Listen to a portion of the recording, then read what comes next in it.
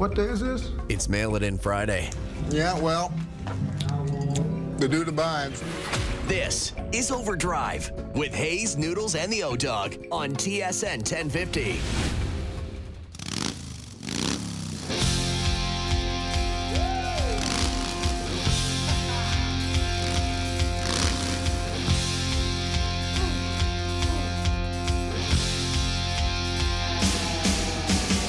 All right, here we go. OverDrive off and running. TSN 1050 on the TSN app, your home smart speaker, up on TSN 4, up on YouTube Live. Brian Hayes, Doug, Jeff O'Neill, Jamie Noodles McLennan. What's going on today? What's going on? How are we feeling about last night, Hazy B? Me and Noodles were on the panel, and we haven't got to collect your thoughts today. We haven't spoken to you. Are you elated about what? We left him alone. I've been waiting for 4 o'clock to just open the mic and just say, go ahead, because man, oh man, it was.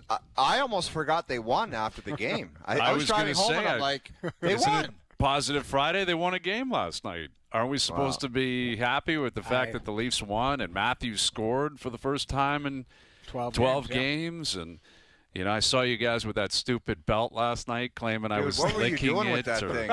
Nothing. Sleep with that thing? There's fingerprints and gross things all over it. It was like I brought that home for 3 or 4 days. I know what you did. I know what you did. I know what you did. You had like a Stanley Cup party in the backyard and brought people over to take pics with the belt, and there was a million people around that thing. Came over. Yeah. Do you think I'm that pathetic? Dude, I do. Anyone would like actually welcome that request to come on over to the house and see the quiz belt from TSN? Like, do you think people are dying to spend their time doing that? I don't know. I don't think so. There was a lot of fingerprints and weird things going on there. I know, but I've been on there once. I've won it one time. I love how I'm the one being accused. I was getting more texts and emails and messages about that than anything else. Dude, we didn't do anything. Duthie's the one that said, Hayes is a gross pig. This thing was at his house. And there's fingerprints and gross stuff all over this thing. Me and Noodles, we didn't. Well, actually, Noodles, I think, took it last night. But the game was so bad at the start, we were like, I don't know. Nobody wanted the belt. Well, obviously we're burying the lead here in terms of what happened. And we don't have any news yet on, the status of Austin Matthews, and he's gone for an MRI this afternoon, and I'm sure they have an answer by now, I would guess, or relatively soon, and they're traveling down to Buffalo. They play the Sabres tomorrow night.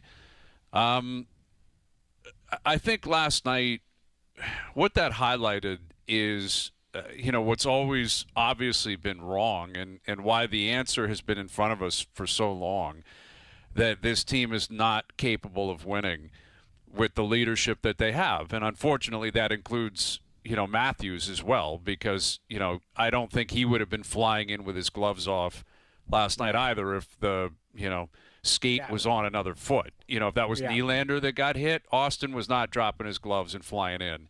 It's just not in their DNA. It's not who they are. I think it's fitting that Nylander and Riley were both on the ice with them because those are the two longest-standing Leafs. Riley's been here for 12, 13 years. Willie's been here for a decade. And, the reality is this year, there's always been kind of two groups that have gone at it when discussing the Leafs. And I think this applies to every hockey team and the assessment of every hockey team and every fan base. There's really three groups. The third group, though, everyone's in, and it's that you have to have good goaltending. No debating there. No one fights over that. It's like this group over there, the Venn diagram right in the middle, got to have good goaltending. Okay, we all concede that. Venn diagram? Yes. Let me explain where I'm going with this. It's tribal in nature. There's two tribes. The first one on this side is you got to have skill, got to have talent, got to have depth, got to have coaching, possession this, possession that. All of it incredibly valuable, and all of it absolutely necessary. That category has dropped off this year. That's why, in large part, they're in the position they're in. They're not as talented. They're not as deep. They can't move the puck. They can't skate as well. They don't get, their system doesn't really apply to what they have. So that category has fallen off. What hasn't fallen off, what has been exposed that has just been consistent the whole time throughout the Matthews era, is the other tribe yells about culture and grit and camaraderie in the room and sticking up for each other and being tough and being willing to take on the fight. Yep. And that has always been an issue, and it was highlighted last night. Man. And it's why they will never win. They can't ever win with this group because they don't have it and they never have had it. And you need all of these categories collectively to win. Right? Yep. One's not more important than the other. Or large portions of all the categories. Absolutely. And I'm talking about winning a Stanley Cup. I'm not saying get into the playoffs because they have been able to get into the playoffs for 10 years because that one category was full. Talent, depth, skating, puck movement, offense, defense. They had it all. Coaching, the system, everything worked. So it didn't matter about this other category because that was only exposed when they got to Game 7 or Game 6 or when they got into a fight and they realized we don't have it. So what has been exposed this year is the talent and everything's fallen off. The other part has always been an issue, and it just was highlighted last night. And if you want to win a Stanley Cup, you need all of it. You can't skill your way to it. You can't tough your way to it. You need all of it. And I think in a weird way, even though they won the game, I think that was what really was determined last night. And many people have known it 5, 6, 7, 8 years. Some people have known it for a year or two. Some people have been intentionally blind to it because they don't want to believe it. Denial, exactly. But that's what was on display last night. They don't have it. They never have had it. Anyone acting surprised, you're fooling yourself. You're not fooling anyone else, right? Like it's not – no one can be surprised by the way that played out last night after he got hit. I actually felt bad for William Nylander when he said he didn't see it and he didn't know what was going on. He saw it. Jamie, the video is absurd. There's a shot of him looking at it and then putting his arm up. Joe, see if you can try to find this viz. He puts his arm up to the ref like call a penalty. Yes. Yeah. You know what? The one thing watching that, like – Morgan Riley came out afterwards and said, that's not me. Like, I saw it was delayed, but he goes, you're trying to watch the play, but he goes, I needed to be better. Like, Morgan Riley manned up last night and said, I needed to do something. I didn't. That's on me. William Nylander, you know what? He's a great guy. You hear lots of great stories about him and all that. He said, yeah, I guess I should have done something or could have, should. Like, he still didn't go, like, that's my leader. That's my guy. I've played 10 years with this guy. Like he's laying there, I would have had to be held back by the refs. Like, and it's not in his nature. But what does it matter what they say after the game? Morgan Riley included. I get it. Like but Riley should know better. At least he, you know what? You disarm people with the truth. And he said, I felt that, Brian, I about own the it. third period. Like it's like, oh, so now it's rock'em sock'em hockey in the third period. Like someone must have chewed them and said, "Are you guys serious right now?" But like. It just gets back to the point you talked about pairing the skill with the will. Yep. Like, I saw William Nylander running around trying to hit people. Like, this guy's a big, strong dude. And for all the pencil necks that write me and say, lay off a Nylander, he's the only guy that can dangle and score goals. Very true. One of the most talented players in the league. But come playoff time, imagine how good and effective he would be if he was intense and physical. And I get it, you don't have to run people through the building, and some nights you just don't have that element. But if you don't, you're not – we've seen it in the past. You just talked about it. You can't go out there and beat a team in Game 7 skilling it or poaching for pucks. It's just a level of intensity. And Jamie uses the term a lot when we're referring to different hockey teams around the NHL. He describes them as playing for keeps, whether it's individual players and teams. And that's all Craig Barube wants from these guys. For everybody saying, oh, the Barube system, they dumped the Craig Barube wants the team to compete and play for keeps. And when you do that and you add on the skill that some of these guys have, you should have success more nights than not. But if you just want to throw the skill out there, no chance, man. I described it last night like I have many times. If you're just going to go out there and score a goal, you'll get your ass handed to you in a tough game. But if you want to go out there and compete and play like the standard level of intensity in the NHL, which is like physical stuff and like you look at the teams. If that Gudas did that, I said it last night, if he did it to Tampa Bay or the Florida Panthers, and I'm not over-exaggerating by saying this, Gudas would go to the penalty box without teeth. Like, well, if he it did would that have to been all hell Kuchar- breaking loose, and that's those two teams just in recent memory. But you can go back to any winning team in history. There's 100 years of evidence on this. Yes, that you're right. you need both. You need the talent, the skill, the goaltending, the coaching. But if you don't have the camaraderie, the trigger that goes off, that I'm not going to accept this because this is a game of intimidation. That's what doesn't show up on a stat sheet. And I understand it's difficult to really evaluate. It's difficult to project because we're talking intangibles. We're talking about the wiring of a human being when they're on the ice or on the field of play. Well, you talked about camaraderie, Brian. How much camaraderie does it show about the locker room if your teammate, your captain, gets kneed by one of the dirtiest players in the league, and all of you just stand around? Like, where's the camaraderie there? There must not be any, for crying out loud. Where the mirror comes into play of, like, what does it say about all of them? You know, what does it say about Matthews? What does it say about his standing on this? And ultimately, you know, he's the victim of this hit. And it was a brutal hit. He should be suspended for a long time, in my opinion. He's not going to be. But, you know, this is what has been established with just the DNA of these players. You know, Matthews, Marner when he was here for 9 years, Nylander, Tavares, Riley. I've said it 15,000 times on this show. They're all wired the same way. And you guys have been in the rooms. Yeah. You can filter through everyone out, which they have, everyone else out. They've brought in every other position has been filled over the last 10 years. Every other defenseman, the goalies, coaches, GMs, every other player up front, the 13th forward, 14th you operate is established by your best 4 or 5 players. Like that's effectively how it works. All of that stuff you just mentioned, Brian, camaraderie, culture, the way your team they work and they do everything. Your 4 or 5 best players generally have the most say of what goes on around the locker room and how things are done. Right. When I was a younger guy in the National Hockey League, I was around Ron Francis, Kevin Dineen, Gary Roberts, Keith Primo, Ray Shepard, Stephen Chason.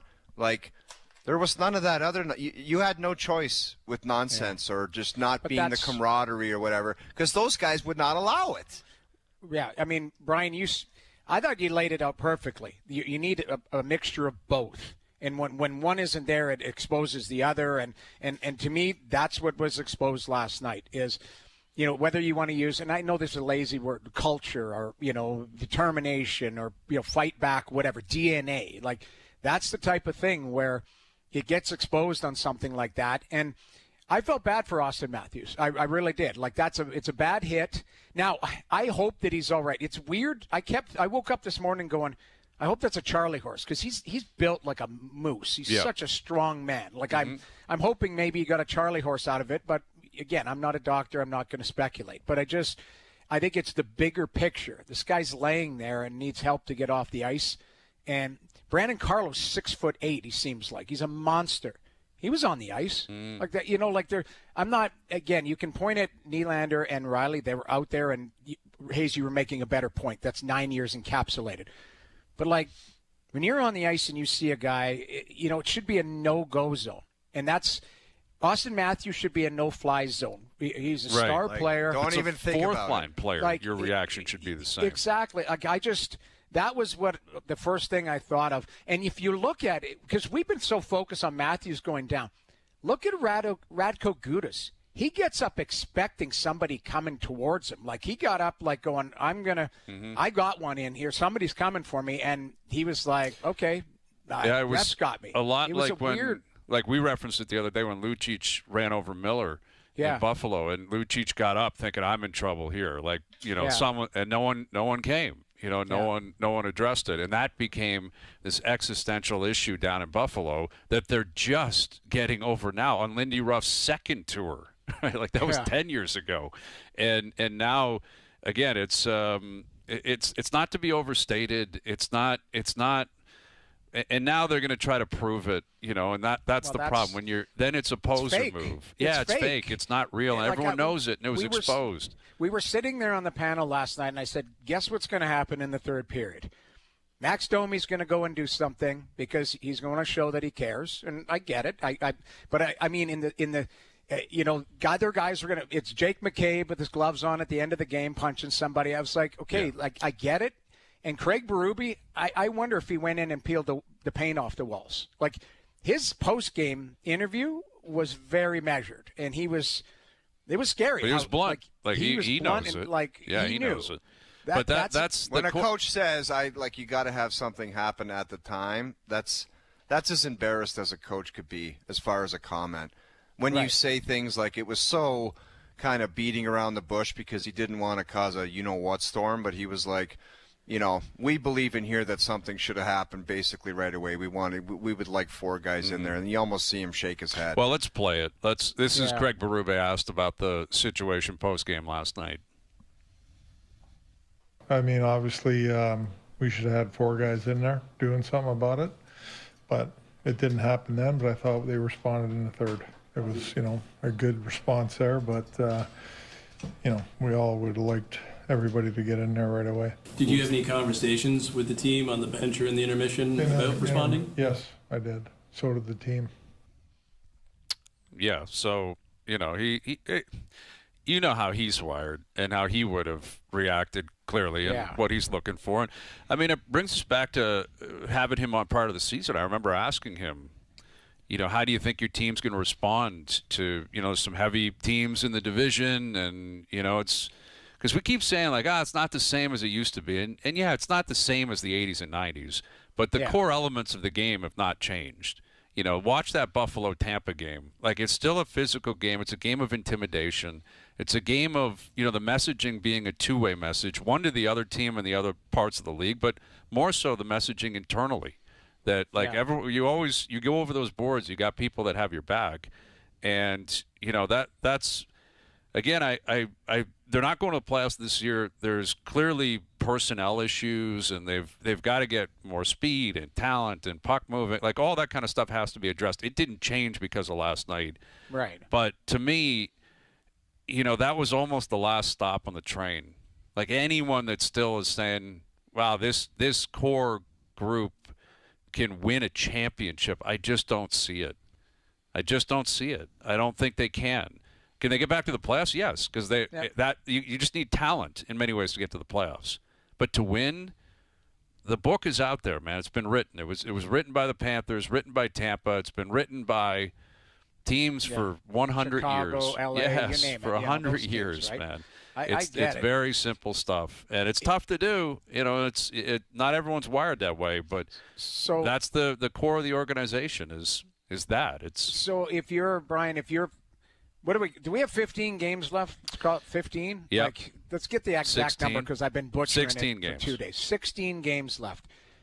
If you are in the organization from Keith Pelly to Brad Treliving and down, this is an evaluation of who you want to keep moving forward. And I know there's question marks if Keith Pelly's going to keep Brad Treliving, Craig Berube, all of that. But if you're doing an assessment, there's a lot of guys in that room, whether they're comfortable with a contract or not, who should be playing hard for their Toronto Maple Leafs life. Maybe not their NHL life, but their Toronto Maple Leaf life, seeing if you want to be a piece of the team moving forward or a piece that gets moved out in the offseason because they need to change the whole makeup and the culture of everything. But you can't do it, Noodles. I'll stop you there. Okay. I'm talking about the core pieces. I don't care about the third. Yeah. To answer your question, can they make some moves and have a miraculous offseason and be a playoff team next year? Yeah. They cannot win like this. They can't win with the soul of this team. It's been established for 10 years. They can't win a championship. Define the soul. 4 players then for you? Yes, effectively. 5, like Mitch isn't here anymore. Right, but it's the 5 or 6 guys, they're wired the way they're wired. They're great players, great talent. They can light up a regular season, make the playoffs. They can, but when the rubber hits the road, and that's the thing about the biggest moments in their history, the Game 7s. That's not about coaching anymore. The manager can't do anything, right? They've done enough to put you in a position where it's a war. You got a 1-game war. Who's got what it takes to get across the line? And they just don't. And it permeates the rest of the group. They've reworked, they've moved out every other player Other 5, 6, 7, 8 times over. The third line center, the fourth line, the third, the third defenseman, fourth defenseman, the coaches. They've turned over everything else a million times, hoping that it will mask, I think, the core issue that they know has been here the whole time. Exactly. And that's the problem. Yeah, so and you can sell me on them being a playoff team. That's the separate conversation. Yeah. You cannot sell me that with these core pieces here, they can win a Stanley Cup. So they what can't. You're saying, basically saying that a massive move has to happen in the offseason. If you want to win if the plan is a cup, then I've kind of established after last night, I think you just got to restart the whole thing. So then there's 2 players that you really circle, because Morgan Rielly is a really good player, but I don't think he's a superstar. So, and John Tavares is 35 years old. So there's 2 players, 88 and 34. And what you're saying is if you don't believe that those 2 in a fabric built around them can win, then you've got to do something with them. What do you think the answer? Do you think they can? Well, do you think you can win a Stanley Cup with? I haven't seen it, but I also Cup. We got to stop talking about a Stanley Cup. I know. You watch these guys the last 8 games. No, but I understand that, though. But that's what I'm saying here. That's right. We're talking. I told you 2 weeks ago. What's the sense of trying to reboot this thing? They're so far away, but even before that, you just brought up all these points that they don't have the it thing as far as the intangible, which we kind of all known for a long time. So it's why do you want to pull a Boston Bruins on this thing? Why? That's just going back to the Phil and Dion era where you're just trying to put patchwork on something and trick yourself into thinking that you're an actual contender when you're not. Mm-hmm. So don't do it. Why do it? Well, if somebody upstairs, if Keith Pelly thinks that that's the answer, that he's going to make a big statement and give the fans, say, just like he did when he came in here, I'm not here to sell jerseys. We're the, premier brand in the game, and we're here about championships. If he thinks that just rebooting this thing to win one is an avenue to go down, he's sadly mistaken. Well, I agree, but I think his argument would be, and it would not be sincere if we're here to win a champ. We'll do anything to win a championship. If you can't stomach the reality and face it in front of you, then you're not willing to do anything to pursue a championship. If he comes out and says this team will be championship caliber within 1 to 2 seasons, he's flat out lying. Right. Well, it's hard. They might be able to tell. Get back into a competitive spot and make the playoffs or something. That'll be the argument. But that would be the old teacher's plan era of we just got to get in. That's selling jerseys and selling tickets and making the playoffs. Right, that's not a championship. Well, it starts with an obsession with winning.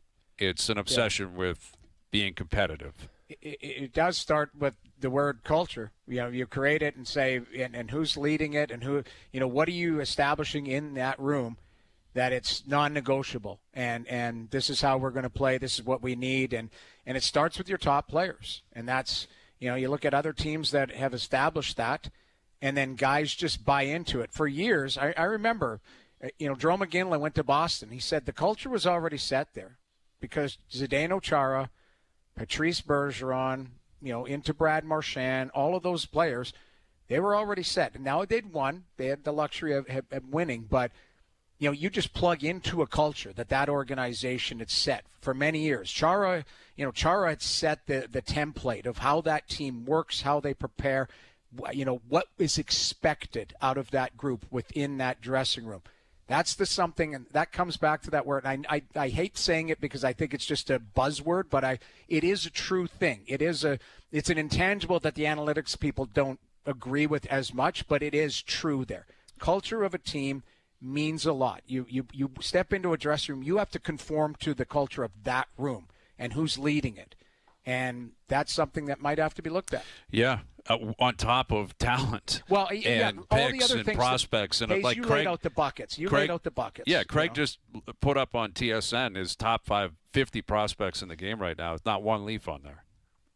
So, they're 7th from the bottom. 50 top prospects in the outside of the NHL. Ben Danford didn't make that? That's I don't believe so. I mean, let me go back and look at it, but I don't believe I saw Danford. He's got Tisha Ginla at the top which is pretty cool. Again, number one is on his list. He's got, it's nice all the way down. But I did not. I was studying it earlier. I did not see a Maple Leaf on there. Yeah. So now that's Greg's opinion. The Leafs may come back and say, well, we'll challenge that with this, that, or the other. Right. But in Craig's opinion, they don't have a prospect in the top 50. They don't have their first-round pick the next 2 years. I mean, other than that, it's depressing. It's tough. Well, I hope Matthews is all right. Of course. And it was a gutless hit, and he should be Yeah. suspended for a long. How that's not an in-person hearing to me is outrageous for a guy with his history. Yeah. Like he's been suspended how many times? Well, I Like, think for me, that's a phone? 6-7. Is it phone? Yeah, it's a phoner. it's It'll be a phone. 3-game suspension. his something last like that. suspension was 2019, so technically he's not a repeat offender, but you can look at the history of the player, and that's I what just should don't be understand it. You go for the knee and you blow a guy's knee out or whatever the hell happened, and it's a phoner? I just don't understand It's that. tough to follow. That It is really tough to is. follow. Like, But Yeah. that's the reality. All right, Johnny was there last night. He'll come up just after 5. We got Rob Ray coming up today. Yes. Rob Ray will join us on the Sabres game tomorrow night. How he responds to what he saw. Lots to get into with him. We got Kevin Pillar. We got Canada, USA tonight at the World Baseball Classic. Also, Jose Barrios going to get a second opinion on his arm. dude, we talked That's about good. all the deck Not chairs, good. Hayes. Maybe that's why, because In they knew that person, there's too. all these Yep. elbow inflammation things. Like, they needed to get some bodies in Right. there. Bieber's not obviously close to being ready. They're going to take their time with you, Savage, which is the plan. But that's why you bring Scherzer in. That's why you sign Cease, bring over Ponce, and stretch him out. Yeah, that's the truth. We're 2 weeks away from opening day. So more on that in about an hour. Overdrive continues up on YouTube Live.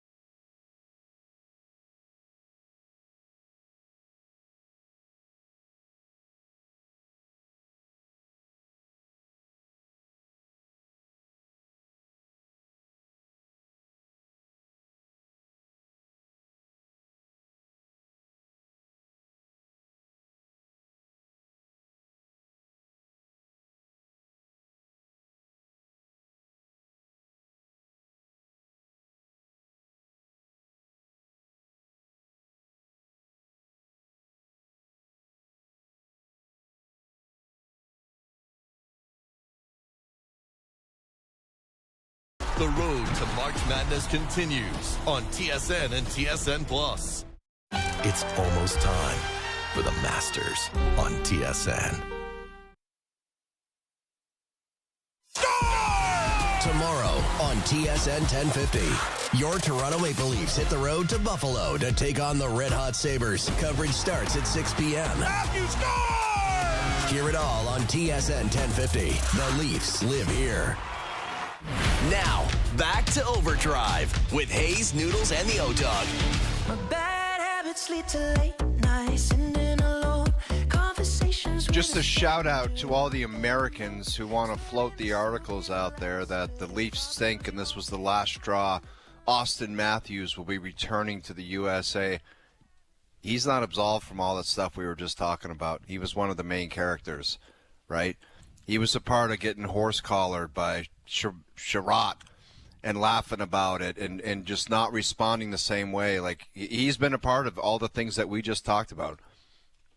Yeah, and listen, I think... well, remember when Sherratt in Montreal was just... he was horse-collared him. I haven't heard it be called that, horse-collared. Yeah, that's exactly what it was. But yeah, it was. Listen, you can have,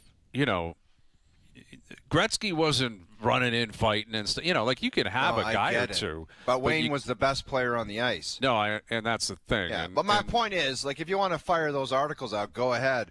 But it's not like during some of these troubling times when we're watching and it's like that's the response. It's not like he was the guy busting his ass and finishing every check and being that guy. And afterwards he looked around and said, man, I'm just looking for some teammates to jump on board with me. That hasn't been the case. No, they're all wired the same way again, and that's how they are. That's the way it goes. And there is a room for change, I suppose. Am I holding my breath on that Nylander and Tavares and that it's going to change? No. I'm not. And I'm getting people writing in saying, "Oh, you're putting your reputation on the line that these guys will never." I'm like, guys, they've been here for 10 years. Yeah. So they're going to be in the league for 10 years, and then, like, do you think the Ovi situation is going to happen? Who knows? Maybe you keep Matthews and you get some different guys around. I don't know. That's a possibility. But there's always two extremes, right? Everybody's like, it's just not going to happen. And then somebody will pop up and say, well, Stevie Yzerman won one when he was 32. And Alex Ovechkin played a long time before he got his. I don't know, man. I just don't see it happening, as Al's brother would say. Well, yeah, I mean, and those are individual players, right? Like, again, you can isolate one. You can't talk about 4 or 5 guys. They didn't all get to stick around. Steve Yzerman, I guess maybe Lidstrom. I don't know. You'd have to go back in the history books to look at that. But, yeah, I mean, it's I just know, listen, what we talked about, if this was 15 years ago and that happened at the Odd in Buffalo, I'll tell you who would have had a problem. Jamie, I only cowered away from one situation at the Odd, or it might have been in the new building. Rob Ray was by the bench and he was mouthing off at somebody, and I squirted him with a water bottle, and I literally, like out of a movie, I ducked under the bench so he wouldn't see me. And he's here to talk about it now. Well, now you just told him who it was. He's been looking for you probably for a long time. Here he is, long-time Sabres analyst, Leaf Sabres tomorrow night, Rob Ray. Do you remember being squirted by a water bottle? You're my number one target. Jamie's off the list, and you're my new target now. I love it, as he should be. It must be fun being down in Buffalo these days. Yeah, it's a totally different atmosphere, obviously. The good thing is you're watching these guys having fun again. And I think for so long they weren't having fun, they weren't relaxed. It was too much like work for them. And now you're having a good time. And I know you can't win every game, but they're so relaxed and they're having fun and being the way it's supposed to be. And then in turn the people are off the charts. It didn't take much to get everybody back on board here, and they win a few games and the place is going crazy. It's sold out every night, and the guys are loving it. There's a lot of guys in that room that are experiencing a crazy crowd for the first time and, loving every bit of it. So, yeah, everything's good. So Razor, is there a point in the season where you could call it, we always say it up here, the TSN turning point? Is there, one thing you can point to that said, like, that helped turn the season around, or is there the combination of several things? No, I think it was, we were on a 6-game trip. We started off in Philly and then went to Winnipeg and Calgary. And all three of those games we lost, and it wasn't good. There was a lot of things went on in the game that, a lot of distractions.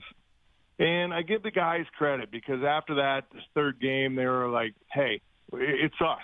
We know we can play with the big guys. We've done it at times this year. We're all sick of being in the position we're in, and, the whole thing you talk about as a group.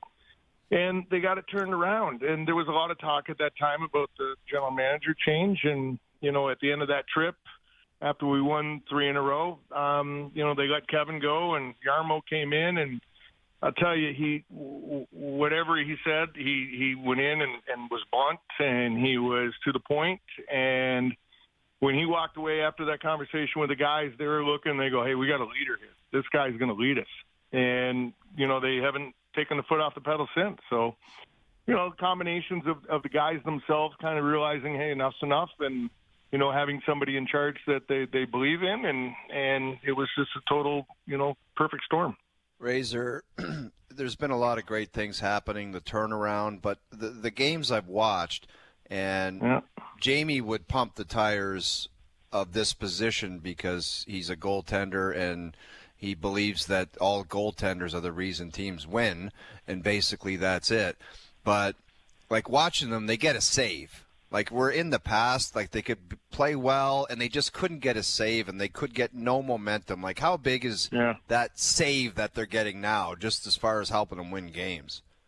Oh, it's huge. And, whether it's been Alex Lyon or UPL or even Colton Ellis in the few games that he's played, I don't think there's been 2 or 3 games all season long that you could point at the goaltender that, kind of let them down and that they did not give him a chance.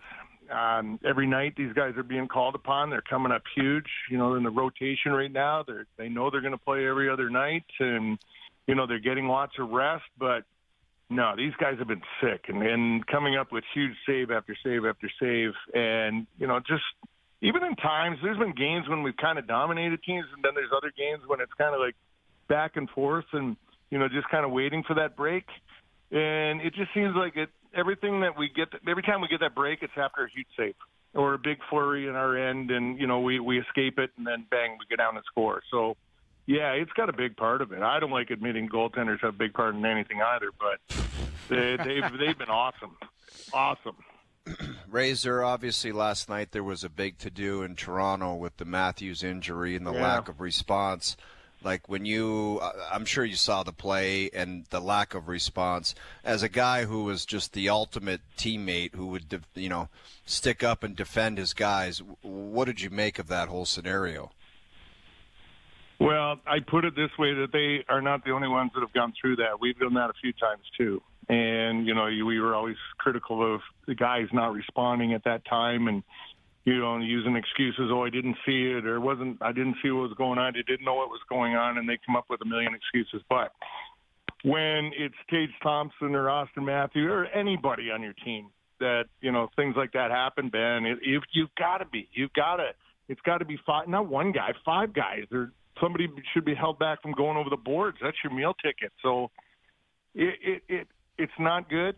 And we've experienced it multiple times. You could go all the way back to Lucic running Ryan Miller in Boston, years ago, and no response. And it hurt the team. It really hurt the group of guys for a long time because they're under that pressure, and then everybody's talking about it, and they're all looking at each other, who's going to be the guy to do it. So, yeah, it affected us for quite a while. I can admit that, and I think everybody that was involved would admit it, that, it didn't have a positive outcome, and it stuck around for a long time. So for our guys now, and even Lindy, for the last couple of years, when something happens on the ice, he's promoting it all the time. It's pack mentality. It doesn't have to be one guy. You could 5 guys jump one if you have to, if you feel safer. And, they're doing it now. But it took a long time for them to learn that and get comfortable doing it. Now they don't mind doing it, but Yeah, it's not a good thing. We all sit and go, these guys have, a lot of them never been through that or experienced it before or know what to do. Well, there's a lot of excuses, but when you get to this point, you should know that, when something happens to your teammate, you should be in there. With Rob Ray. So is that something, in your experience, you feel like players can learn, it can be coached, or is that just, the way you're wired and the way you played when you were 10 is the way you're going to play when you're 30? I think you got to be wired that way a little bit, but I think that, even watching our guys, some of the guys getting in, like we were in Tampa the other day and Noah Ostlund went after point, for something that happened. And, here's a kid that's never dropped his gloves in his life. And, he did well enough not to get hurt, and Point was good enough not to really hurt him.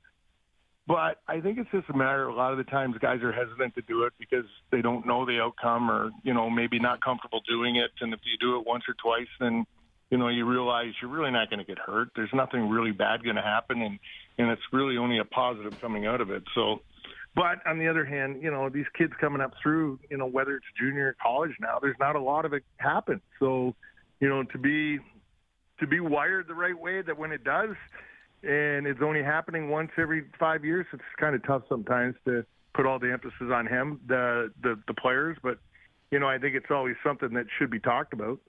So, Razor, you just talked about that Tampa game. I mean, was that as good a game as you've seen this season as far as what was on the line as, first place in the Atlantic, where Buffalo has been coming? Tampa's kind of been a gold standard team and organization. I mean, was it a statement game by the Sabres, or what did you were up close and personal. What did you make of it?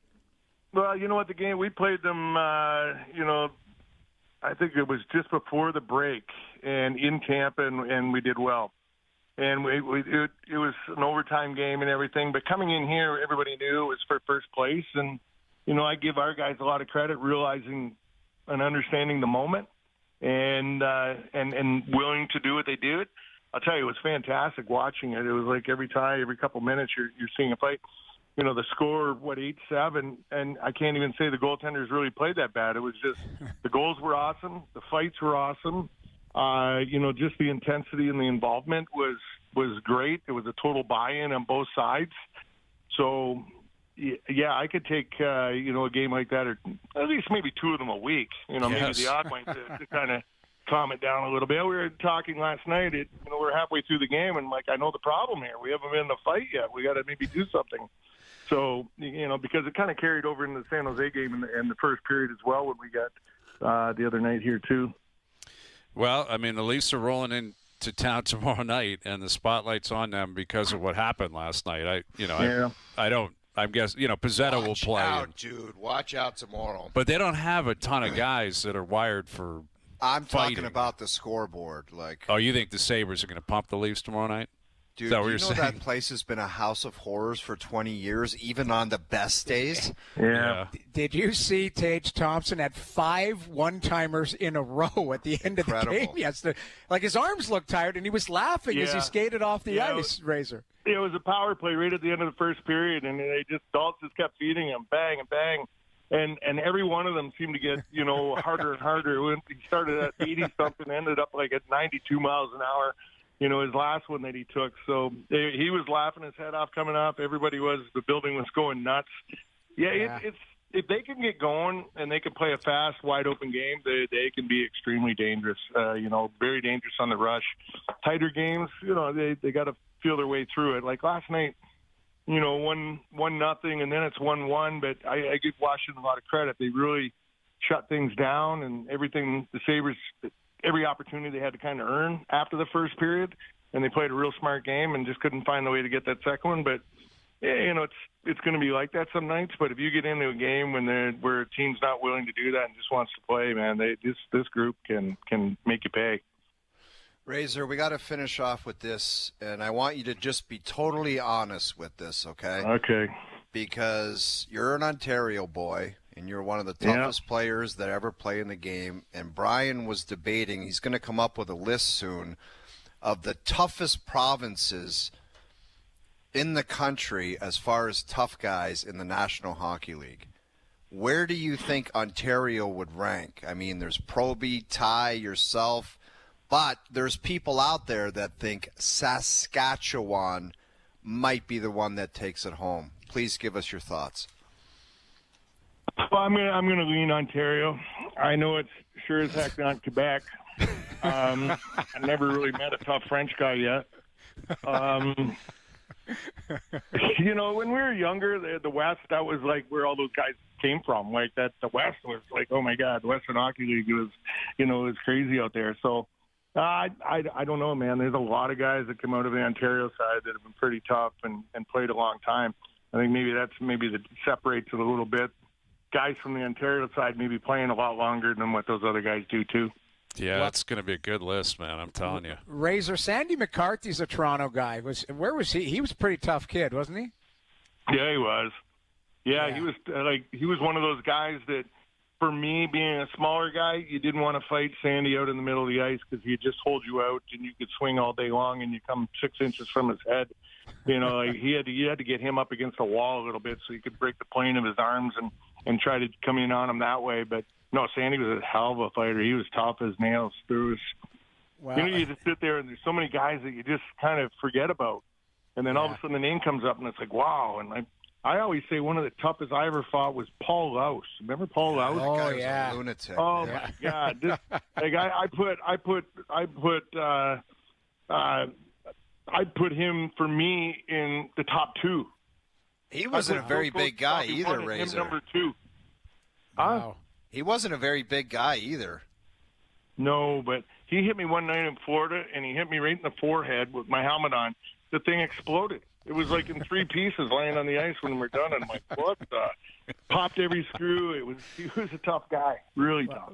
Well, Razor, we got to get you out of here, but I just need to know, what the hell's going on with your buddies from Ontario that they're going to put a picture of me behind you and try and distract you? Tomorrow it's coming, too. I thought we were buddies. I didn't recognize who it was. And Dan or somebody said who it was, and I'm like, man, he's never been good looking. Most of us are better looking when we're young, but that was a young picture of you, and you've never been a good looking guy. Oh, the hair was distracting away from my ugly face. That's what it was. The hair was solid. I'm just saying. It was not an impressive picture. Well, it's coming tomorrow. I can guarantee it. No, maybe you'll get your picture out there, too, squirting water bottles back in the day. You just got to be careful, Jamie. There's a lot of people out there. You just, Yeah. Exactly. Keep your head on a swivel. Put Jeff on that list, too. Absolutely. Exactly. He's on the list. Thank you, Razor. We appreciate you doing this. Enjoy the game tomorrow. Take care, man. There he is. Rob Ray, Sabres analyst. He just mentioned Sandy McCarthy. Sandman was my roommate for a couple trips. That guy was tough, man. Tough. And I was lying in bed. I was just about, when you know that you're 30 seconds from falling asleep. Mm-hmm. And I hear, "Oh, dog, do you ever think about outer space?" And I'm like, I go, "Sandman, I never think of stuff like that." And he goes, and I'm like, I hope there's not a follow-up. And he goes, "I think about outer space all the time."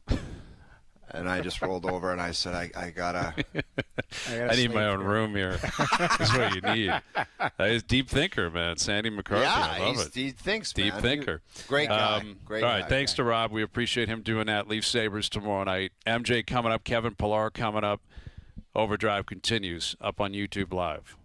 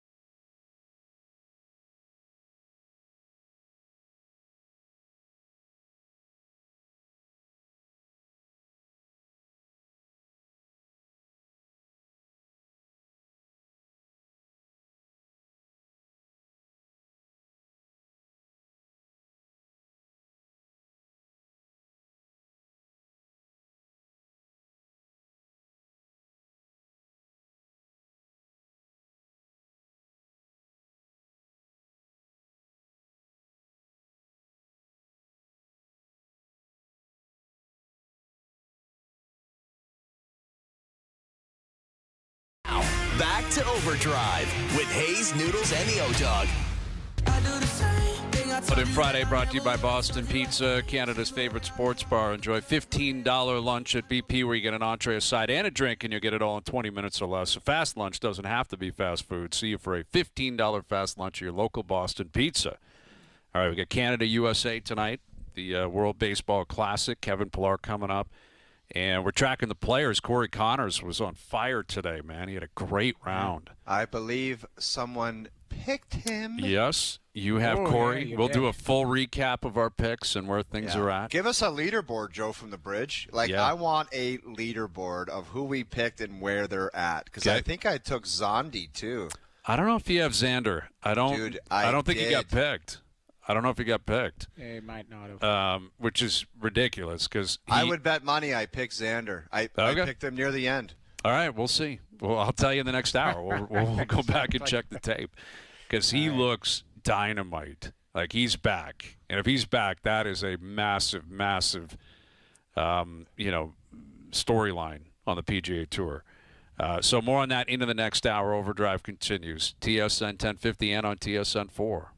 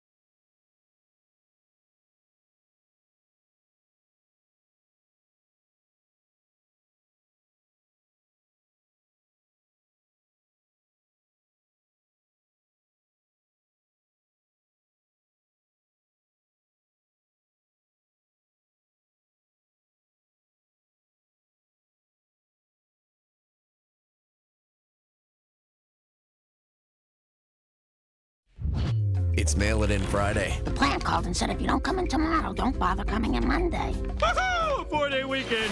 This is Overdrive with Hayes, Noodles, and the O-Dog on TSN 1050.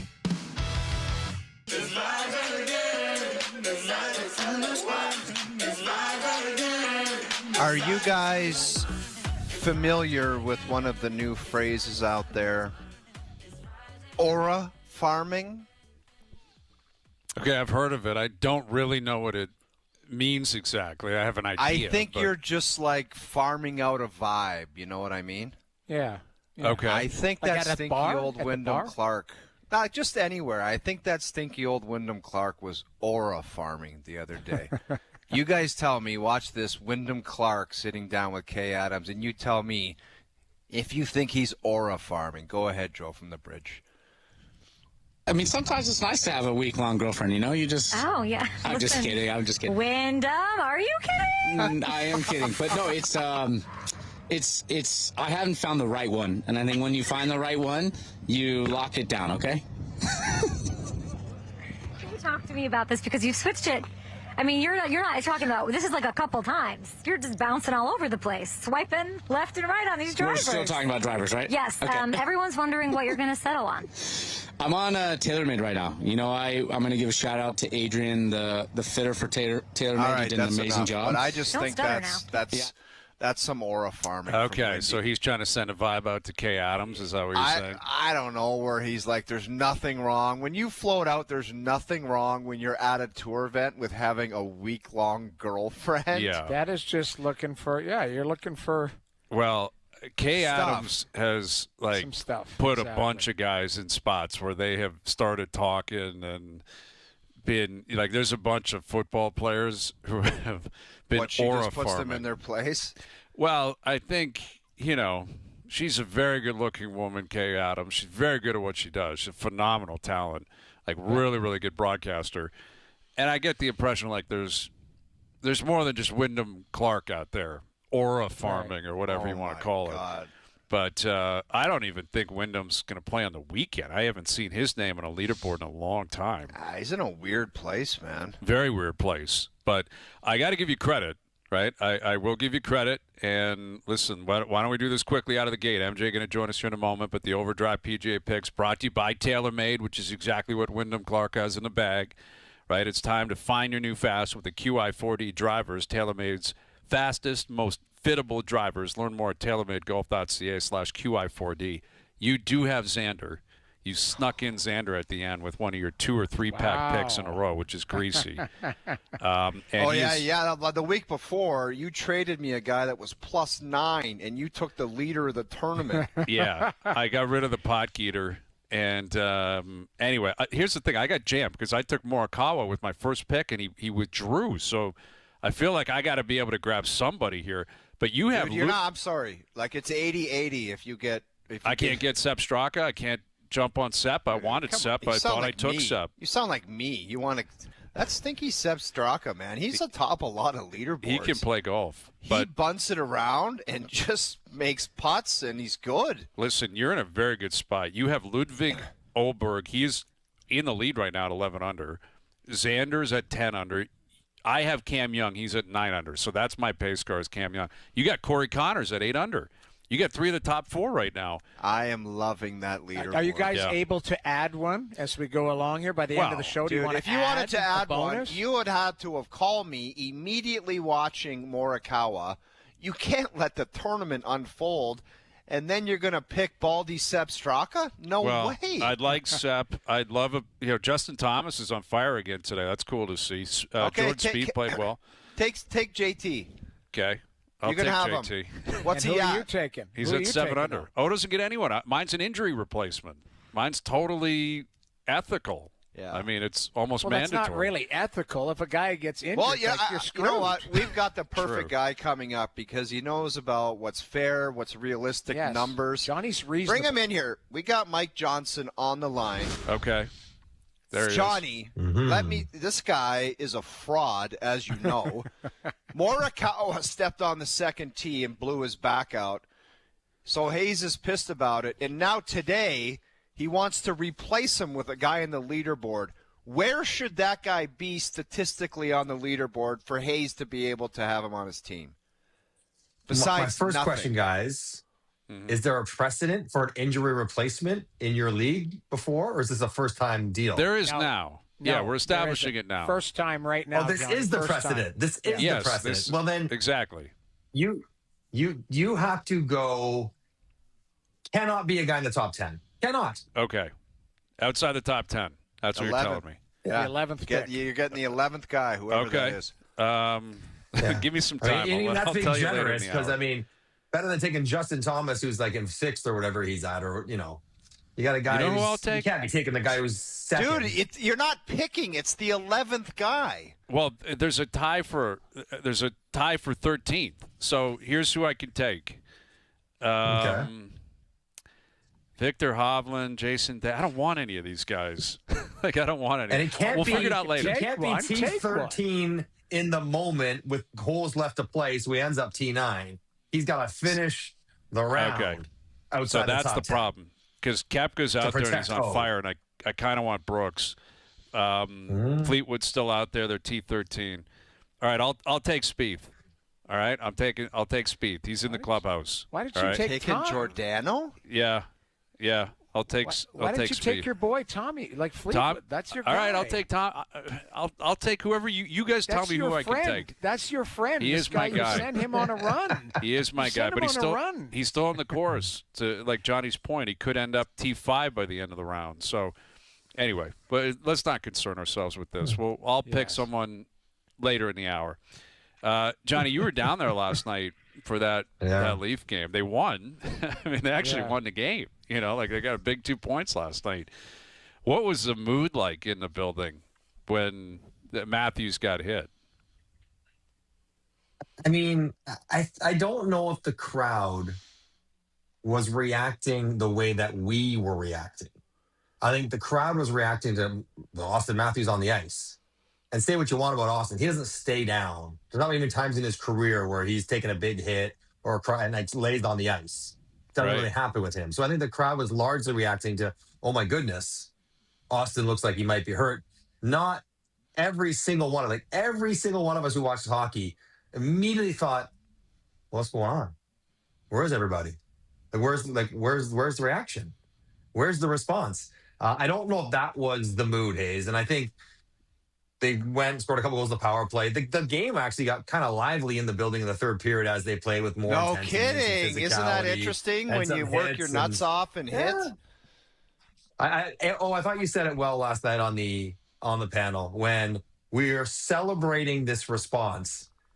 When this response is what the NHL is. That's the game.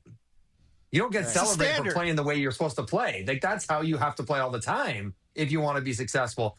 And Hayes, I did really appreciate the Venn diagram analogy early. Yes. Johnny, let me interrupt you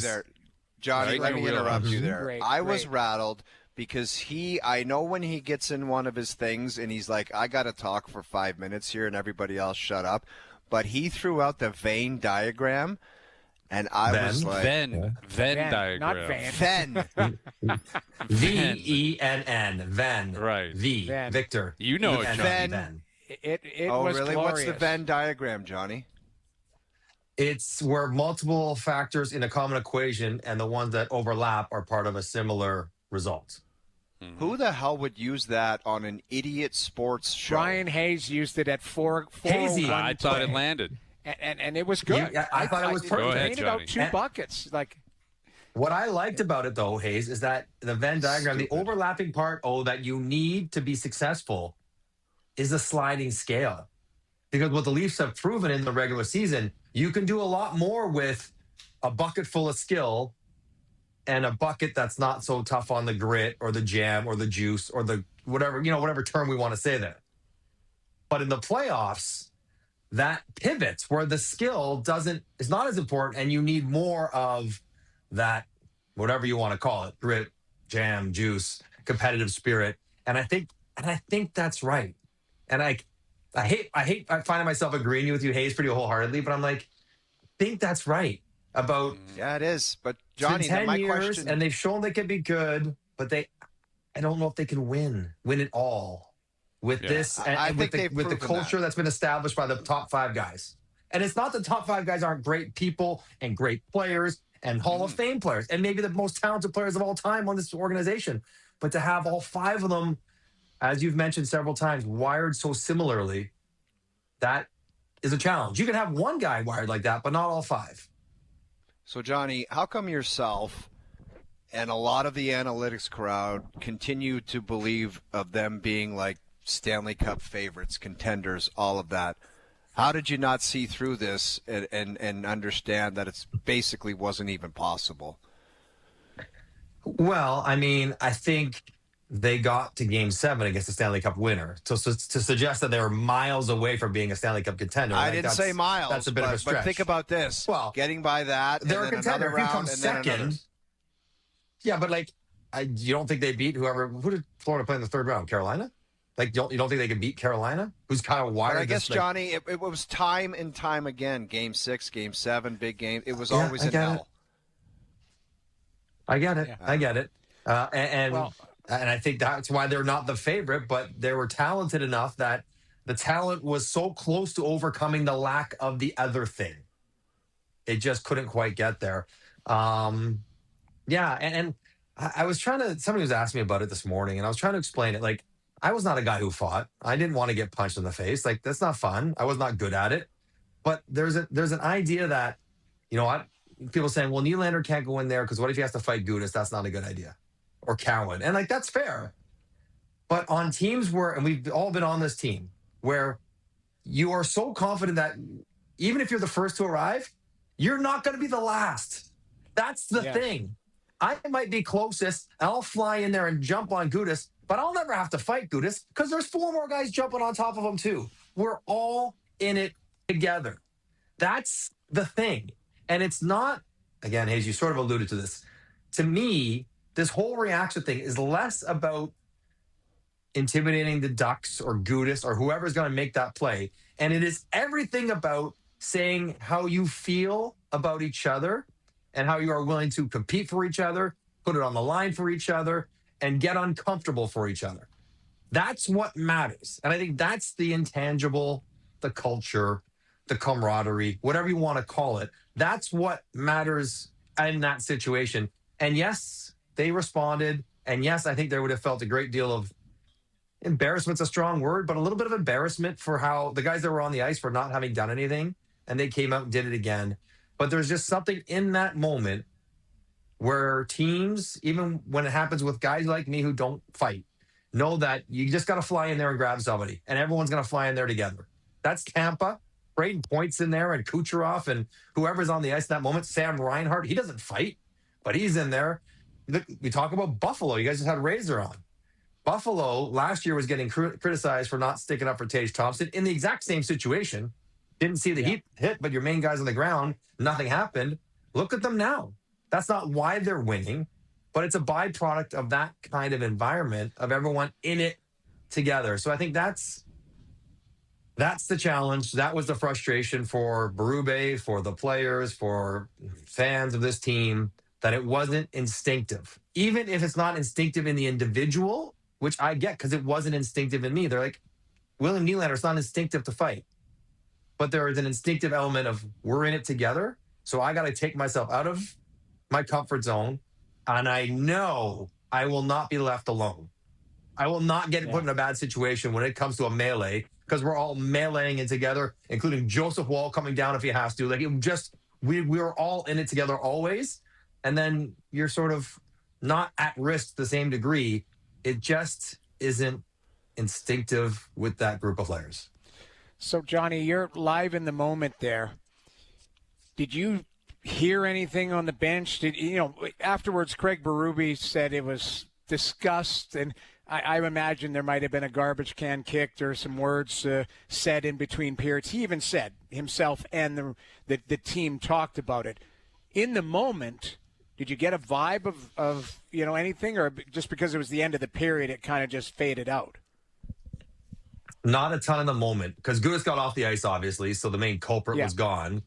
And they went to a power play, and they scored a couple goals. So, the tension was immediately turned away from the fallout of that hit and sort of being back into the game and scoring goals in the power play. But as I was saying, maybe even the broadcast or maybe offline, especially in that moment, guys, where it doesn't matter if they win the game. It doesn't matter about the power play. If that's game 7, I might excuse them like, listen, we'll take the power play. We'll get them later. It's not game 7. It's game 65, 6, and they're out of the playoffs. Every reason to forego a power play, cross-check on the head, whatever it is, get us flying. Yeah, no, nothing really Noodles said in the moment. I'm sure the guys talked about it individually. Part of the challenge, too, is, like, I would almost say for a team, maybe you guys, what do you think about this? Like, it's not over with today. Like, I think it would have been healthy for them to have another conversation about this today. A players-only conversation led by the group, like the leaders, or maybe not the leaders because they're on the ice, and Austin. But Austin can't really go out there and say, hey, guys, we can't do that when he's the victim, I suppose, or whatever you want to call him in this situation. It's a weird dynamic. But I don't think you just move past this. Like, I think you have to sort of address this as a thing you have to change. Johnny, we asked the question, though, if Nylander, that was Nylander, would Austin Matthews, like, pile drive Gudas into the ground? Probably not. So who's running the meeting? That's what I said. That's why it's hard to have the meeting, right?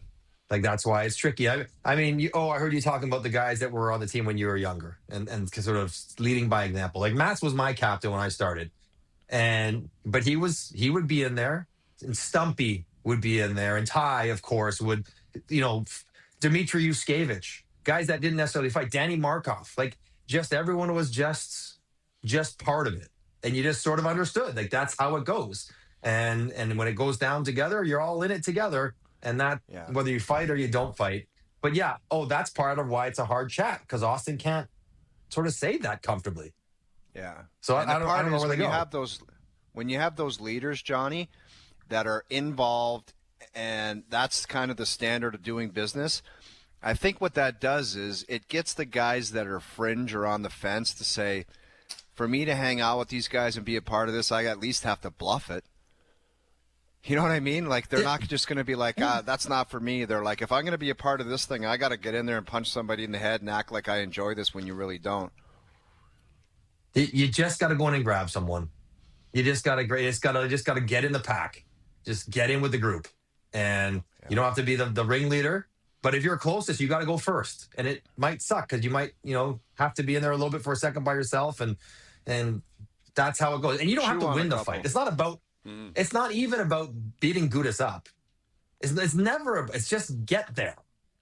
And just to tell your team, I got you. Even if you're not, hurting anyone or anything. It's a weird thing. And it's so hard to quantify what that means. You can't kind of boil it down to a number, and this team has more of that than this. But there's something to it. There is something about feeling comfortable with each other and committed to each other that I think does stick with a team and helps them, whatever they're going through, good times, bad times, physical times, whatever, playoffs, regular season. And that's sort of, the macro view of this. The micro view, like the 4 guys that are on the ice, will hate they didn't do anything. I think Morgan Riley put it on himself. He was right there. He's the closest guy who could sort of fight if he had to. Sure, Willie talking about, I didn't see it. He's calling a penalty. So, I mean, he saw it. No kidding. He was like, Raph, put your arm up. You're right. Brandon Carlo's the biggest guy. He was at center. So he's a long way to go to get there. He probably would have earned some favor had he just barreled in there from 100 feet and did it anyways. But that's it's tough. It's a tough situation. That's the thing. Like, they're not making the playoffs.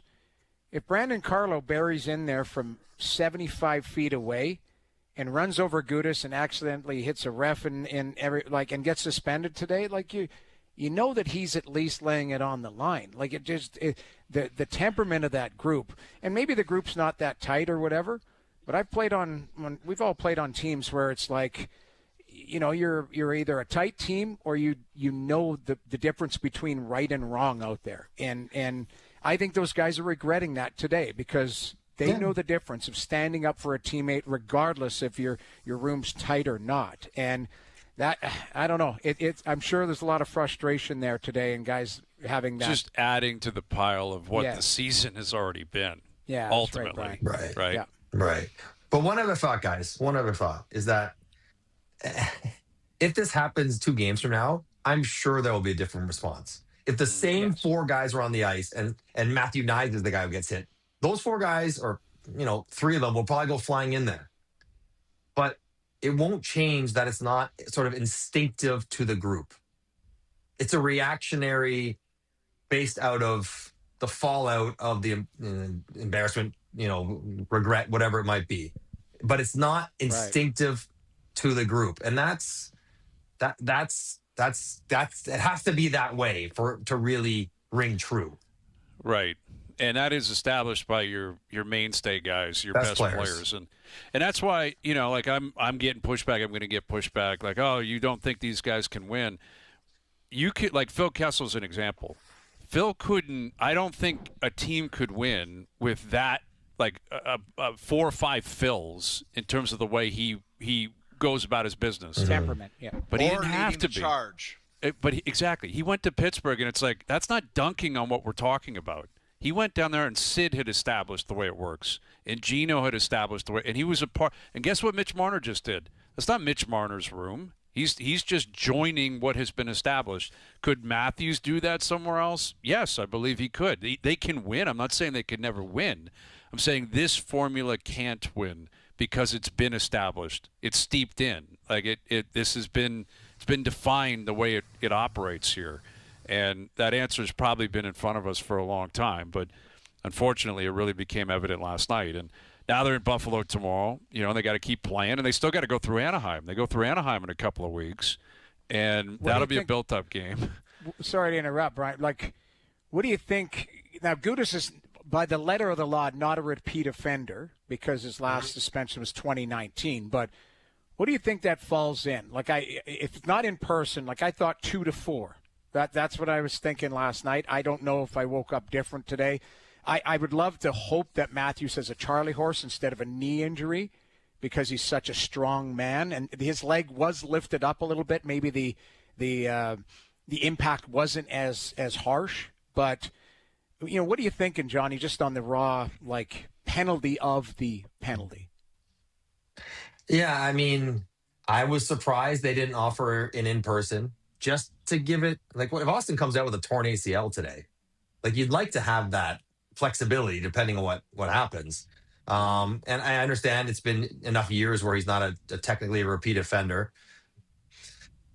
But and like, I don't know, what did Spezza get? He got 6 games or something for that knee or whatever he got that one time in the playoffs. I think Matt Cook had 7 games in the playoffs once for a kneeing hit, maybe a little bit worse than this one. But I can't think of that many kneeing hits. But just when I watched it and knowing the league without knowing the comps, I'm like, 2 or 3 games. Like, I wish it was more, but I think that's sort of where these things in my mind where he's going to fall. I could be wrong. There may be comps out there that would suggest more, but obviously not more than 4. No, because he's getting. I don't know what you would have to do to hurt I don't know what more you have to do to be suspended long term. Like kneeing one of the best players in the league, and God knows what the consequences are for Matthews. I just don't know what more you would have to do for a long. Like, to look at that and say 2 games, I think is insane. Insane. Yeah. I mean, I guess I'm not saying it should be 2. I'm saying it will be 2. Those are 2 different things, right? Like, I'm going based on what the league's track record is on these things. And I guess they would say, well, how much did his knee track out? How much was it Austin, dipping out of the way? I'm just saying these are mitigating factors. I'm not buying it. He got beat clean, threw his leg out there so he didn't get walked to the net, took a guy's knee out. I mean, it was a dirty play. When you play defense, skating forward, best case scenario, you take penalties. Worst case scenario, you get suspended. And that was worst case scenario. He tried to step up to a guy because he was caught. He got walked because he wasn't fast enough to move laterally, and he stuck his knee out and got him knee on knee. But again, someone can correct me with the recent comps for a kneeing penalty. But yeah, I guess, Noodles, I'm with you. 2 to 4 would be the range I would think. Yeah, I think that's what's coming. I mean, it's a phone hearing. He's not getting more than that. So right. We'll see. We'll see what comes with the news on Matthews, which I'm sure we'll find out probably this evening and certainly before the game tomorrow night. All right, Johnny. Good stuff, buddy. Thank you for doing this as always. We'll do it early next week.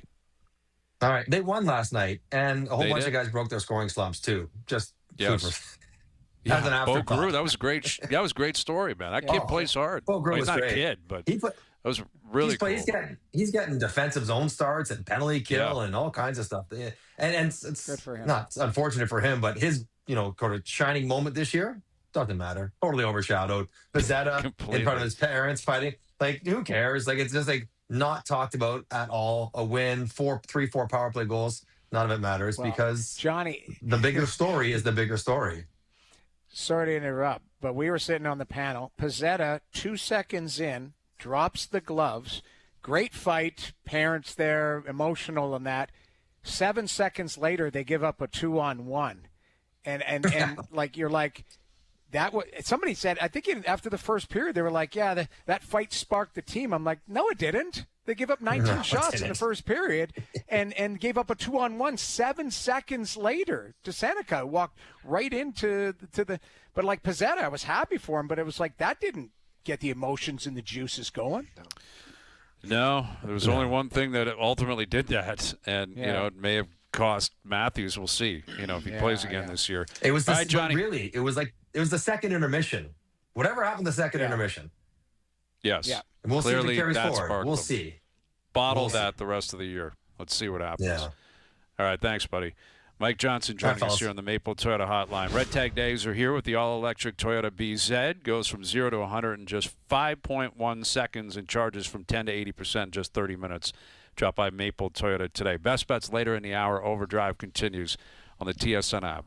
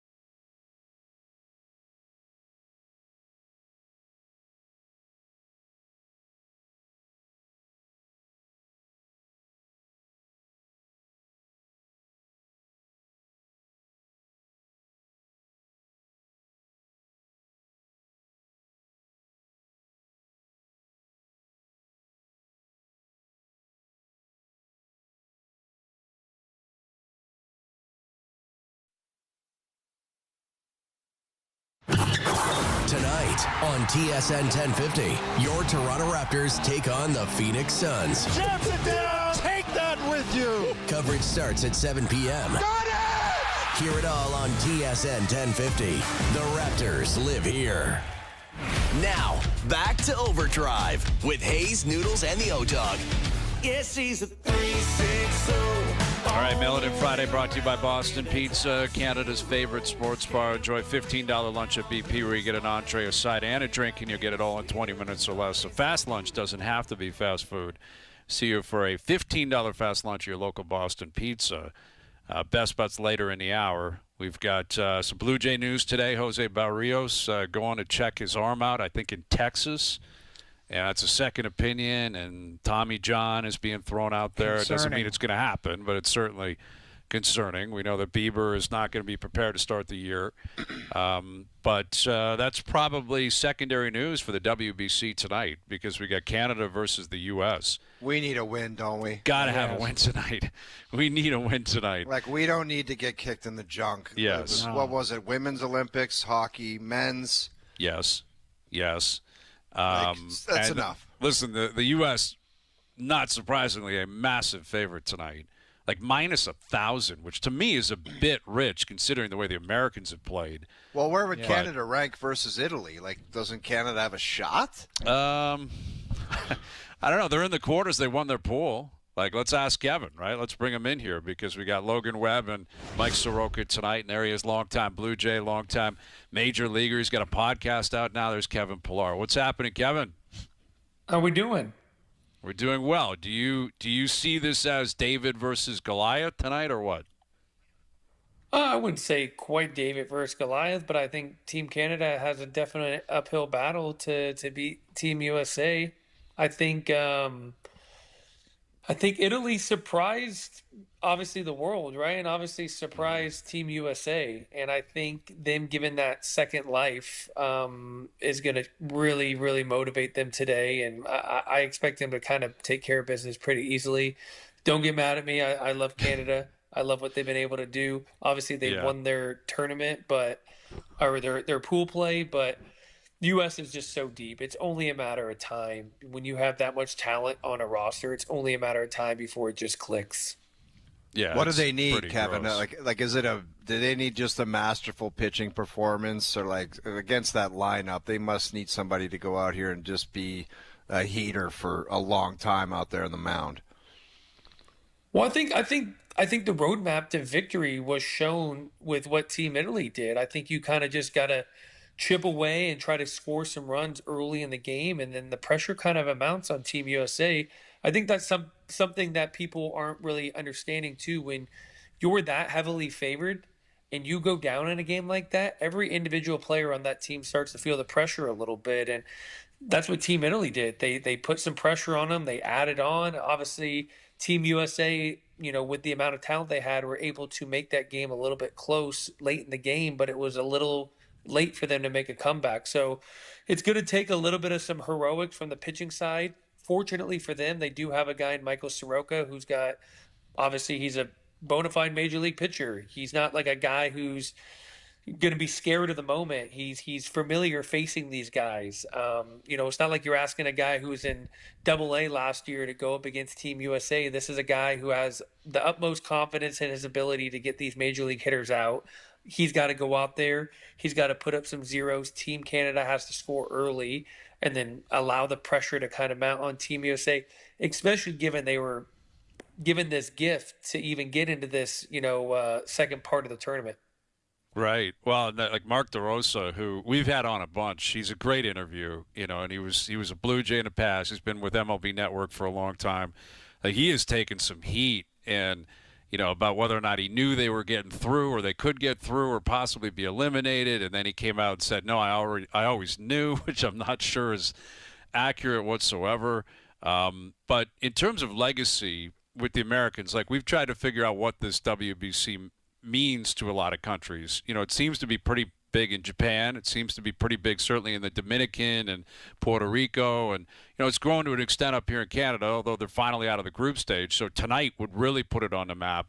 But if the U.S. wins tonight and ends up winning this tournament, in your opinion, what kind of value is placed on that? What does Aaron Judge get legacy-wise? What does Mark DeRosa receive legacy-wise? What does this tournament mean if the Americans win?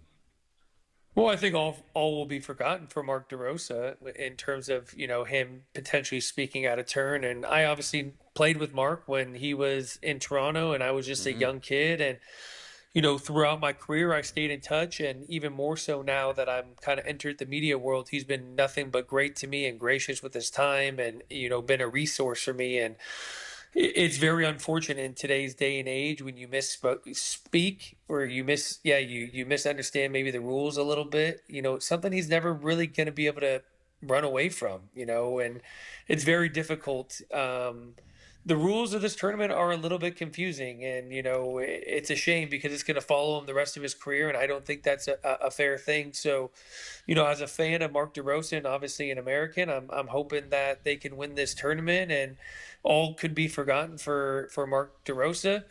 But when you were talking about that, I don't know if you guys had seen the quotes of Julio Rodriguez coming out and talking about what it would mean for him to win a WBC tournament playing for Dominican. And he said something along the lines of, no offense to Seattle, I love my time in Seattle and I want to bring a championship back. But the epitome of winning for me is with his country. And I think we had seen that with the Latin American countries. I think we've obviously seen it with the Asian countries, especially Japan, how important it is to them. And I think especially this year, going out and getting the best players that America could get, you're really starting to understand how much it means to the entire world to just kind of have those bragging rights and being the best baseball country in the entire world. With Kevin Pillar, the podcast is Bluebird Territory, and you're a big part of that podcast and obviously in the media world, longtime player, longtime Blue Jay. I want to ask you about the Jays because the Barrios news came out today that he's gone to Houston to meet with a specialist, and you hear Tommy John associated with it. Doesn't mean it's going to happen. Doesn't mean that that's necessarily the road it's going on or going down, but it is out there. It's surrounding him in terms of what's going on with him right now. So Barrios, not currently in camp. You got Bieber, who still isn't even thrown off a mound. They're going to take their time with you, Savage, which has been their plan, and they've been pretty clear with that. Where do you stand on the rotation with the Jays and the expectation of, how this might play out the first month or two of the year? Well, I think it's making some decisions a little bit easier. I mean, if you would ask me the same question a couple of months ago and you're like, okay, the Cody Ponce signing and then you sign Max Scherzer, you take Eric Lauer to arbitration. He wants to be a starter. They say he's a reliever. He's going to work as a starter. It looks like a very crowded and messy starting pitching room, but that's the reason you go out and acquire depth in the starting pitching department because – on our podcast a couple weeks ago, too, with Ricky, I think he talked about the number of starting pitchers the Dodgers used last year in order to win the World Series, and it was like 20-some guys started games for him last year. So it's important to have depth, and I love what they're doing with Trey Savage this spring training.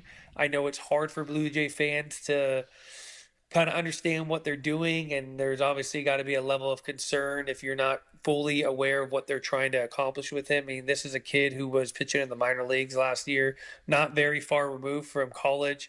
The amount of workload he had on himself last year, not just the workload, but also the intensity of the games that he was pitching in. It's going to be the best for this kid's career in the long run. Allow him to come along a little bit slower in spring. I truly do believe that he'll probably be ready for he won't be delayed. I think he'll make his first scheduled start. Will he be on a little bit of a pitch count at the beginning of the year? I think so. But boy, does that Max Scherzer signing look even a little bit more enticing right now, especially with what he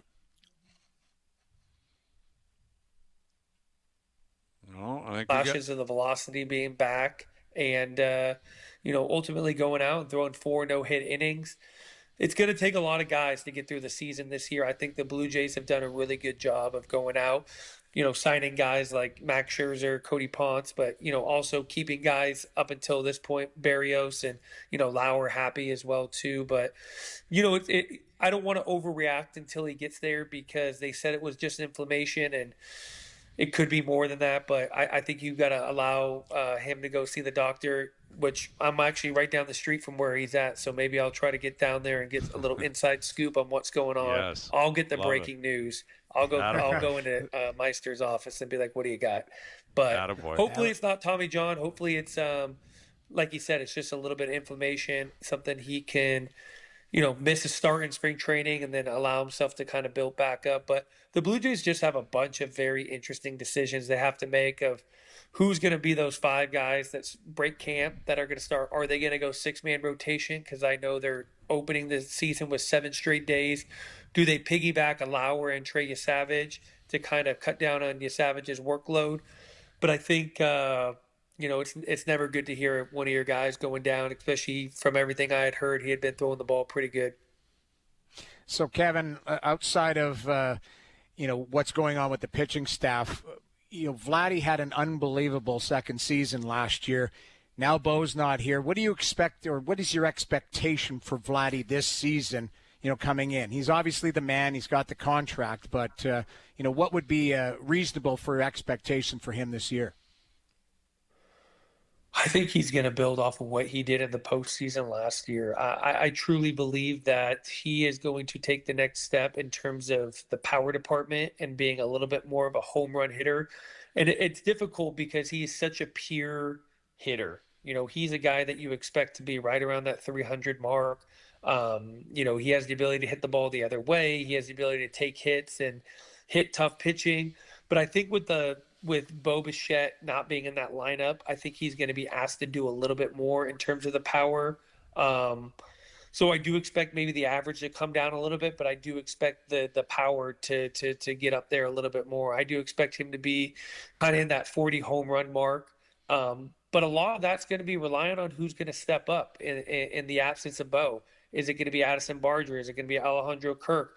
Because the guy hitting behind Vladdy in this lineup is going to have the weight of the world on his shoulders early on in the season, protecting Vladdy. So a lot of that's going to be dependent on who's hit behind him and who gets hot and, who could kind of step up as that guy that Bo was for the last couple of years for Vladdy. Well, we're a couple of weeks away from opening day. It's quick, man. I remember I saw you down at the Dome. It was 3 months ago, and here we are again. It's happening again quickly. And prior to that, though, we got the WBC in Canada, USA tonight. It's going to be a fun one this evening. Enjoy it. And, again, your podcast is the Bluebird Territory. You, Ricky, I think Mitch is a part of that with you, so that's awesome. And we appreciate you doing this, Kevin. We'll do it again down the road. All right, sounds good. There's Kevin Pillar. Oh, you saw him down at the Dome, huh? What is he? One of your best buddies. Yeah, we had a little stop and chat. On, dude. A little stop and chat. Get Kenny Rosie on there. Field. Get Kenny Rose on there. Kenny, I did a little stop. I don't know if I did a stop and chat with Kenny. I think I was in those circles with Kenny Rosenthal. Remember the big kerfuffle with Kenny just knocking over the camera guy and then the death stare? Yeah. It's a meme. It's hilarious. A forever meme. Man. Is it a meme? Dude. I did see the meme. Oh, yeah. His look back. Like, dude, he looked back. at that guy. Like, it was one of those, like, out of a movie where the TV guy's a bit of a jerk, and he was just like, how dare you look on his face. Shooter McGavin. That's what he was. Yeah, it was a king looking down on a peasant. It was like a...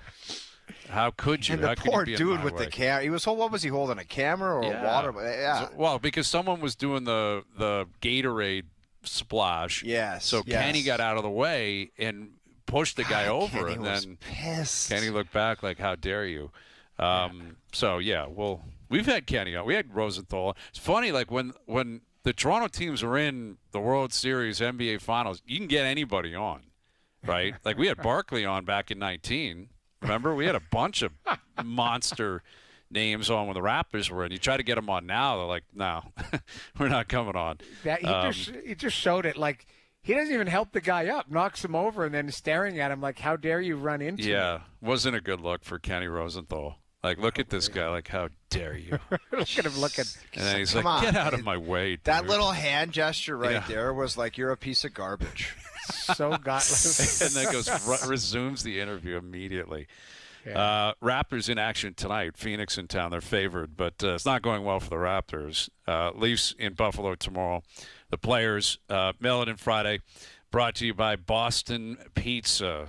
Enjoy $15 lunch at BP where you get an entree, a side, and a drink, and you get it all in 20 minutes or less. So fast lunch doesn't have to be fast food.